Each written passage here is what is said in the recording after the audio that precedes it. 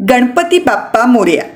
मित्रांनो, गणेश अर्थात गणपती बाप्पा हा लहानांपासून ते मोठ्यांपर्यंत सर्वांचाच प्रिय बाप्पा आहे. अनेक गुणांचा अधिपती अशा या गणपतीला अनेक नावांनी ओळखलं जातं, जसं की मंगलमूर्ती, विघ्नहर्ता, एकदंत, संकटमोचक, विनायक इत्यादी.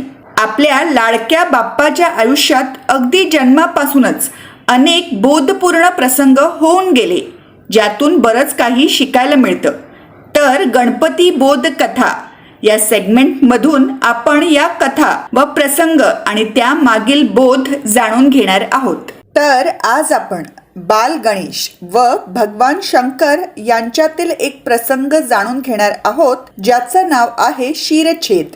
एकदा पार्वतीने आंघोळीला जाण्यापूर्वी नंदी याला बोलावले आणि तिचं स्नान पूर्ण होईपर्यंत दारावर उभं राहून कोणालाही आत सोडू नये अशी आज्ञा त्याला. तो आज्ञेप्रमाणे दारावर उभा राहिला आणि पार्वती निश्चिंतपणे स्नान करण्यास निघून गेली. थोड्याच वेळात तिथे भगवान शंकर आले. आपल्या धन्याला दारावर अडवणे त्याला काही जमले नाही आणि भगवान शंकर आत निघून गेले. स्नान करत असलेली पार्वती त्यांना पाहून संकोचली आणि रागवली देखील आणि असं पुन्हा घडू नये म्हणून काय करावे अशा विचारात ती पडली. तेव्हा तिच्या सख्यानी तिला तिचंच ऐकेल असा द्वारपाल तू दारावर उभं कर असं सांगितलं. तिलाही तो सल्ला पटला आणि मग तिने स्वतःच्या शरीराला लावलेल्या उठण्यापासून एक सुंदर अशी मूर्ती तयार केली आणि मंत्रांच्या सहाय्याने त्याला सजीव केले. आपली निर्मिती पाहून ती खूप खुश झाली. तिने सजीव केलेल्या त्या मुलाला जवळ घेतले आणि नंतर दारावर उभं राहून तिच्या आज्ञेशिवाय कोणालाही आत सोडू नये असं त्याला सांगितलं. तोही दारावर उभं राहून येईल त्याला अडवू लागला.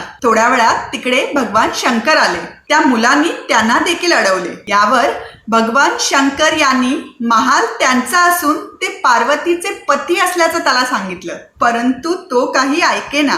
मग भगवान शंकर चिडून तिकडनं निघून गेले. मग त्यांनी नंदी याला त्या मुलाला घेऊन येण्याची आज्ञा दिली. नंदी तिथे गेला, परंतु ते त्याला काही जमले नाही. मग शिवगणांना तिथे पाठवण्यात आले, परंतु त्या लहानशा मुलांनी त्यांना देखील पराभूत केले. मग भगवान विष्णू आणि ब्रह्मा त्याला समजवण्याखातीर तिथे गेले, परंतु त्यांचंही त्या मुलासमोर काही चालेना. हे समजताच भगवान शंकर खूप चिडले आणि त्यांनी सर्वांनी त्याच्याशी लढाई सुरू केली. लढता लढता त्यांच्या असं लक्षात आलं की सहजासहजी या मुलाला हरवणं शक्य नाही आणि म्हणूनच जेव्हा तो भगवान विष्णू यांच्याशी लढण्यात मग्न होता, तेव्हा भगवान शंकर यांनी आपल्या त्रिशूळाच्या सहाय्याने त्याचे शिरच्छेद केले. हे समजताच पार्वती खूप चिडली आणि तिने आपल्या सर्व शक्तींना प्रगट करून ती अवघं त्रैलोक्य भस्म करायला निघाली. हे बघून सर्वजण खूप घाबरले. मग ब्रह्मा आणि विष्णू पार्वतीकडे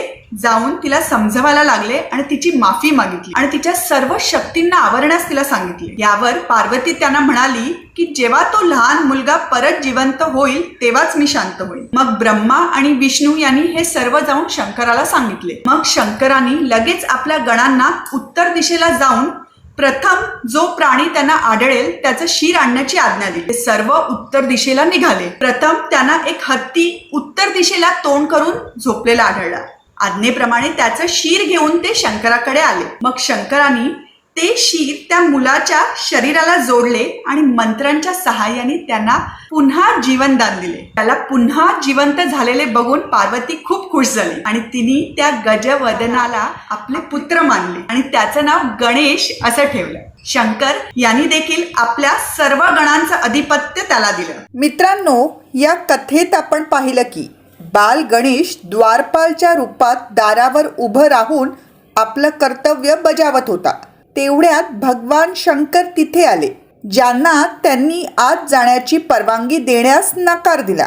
पार्वतीचा पती असूनही आपल्याला आत जाऊ देत नाही, यावर भगवान शंकर संतप्त झाले व अगदी छोट्या मुद्द्यावरून सुरू झालेली गोष्ट अगदी टोकाला जाऊन पोहोचली. या प्रसंगातून आपल्याला बोध मिळतो की आव्हानात्मक आणि अवांछित परिस्थितीत अर्थात चॅलेंजिंग अँड अनवॉन्टेड सिच्युएशन्समध्ये समजूतदारीने वागावं, शांत राहावं आणि वाणीवर व शब्दांवर नियंत्रण ठेवावं. जर आपण अशा परिस्थितीत सापडलो तर प्रथम संपूर्ण परिस्थिती समजून घ्यावी आणि त्यानुसार वागावं, ज्यासाठी संयम अर्थात पेशन्स असणं गरजेचं असतं. कथेत पुढे भगवान शंकरांनी बुद्धीचा व शक्तीचा वापर करत ही समस्या सोडवली, परंतु वास्तविक जीवनात हे कितपत शक्य आहे सांगता येत नाही आणि म्हणूनच रागावर नियंत्रण ठेवण्याचा व दुसऱ्याची बाजू समजून घेण्याचा कायम प्रयत्न करावा.